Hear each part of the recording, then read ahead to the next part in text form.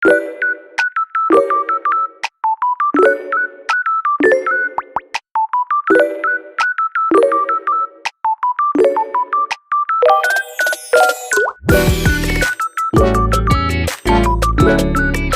nama saya Iwan dari Fakultas Sastra jurusan Sastra Inggris, dan ini adalah video saya tentang dampak korupsi terhadap ekonomi dari mata kuliah bimbingan anti korupsi oleh dosen Sudianto Mande, Esos, MSI.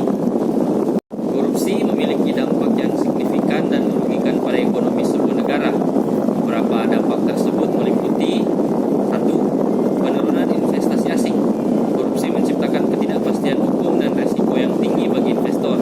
Mereka cenderung enggan menanamkan modal di negara dengan tingkat korupsi tinggi karena khawatir akan kehilangan investasi akibat birokrasi yang tidak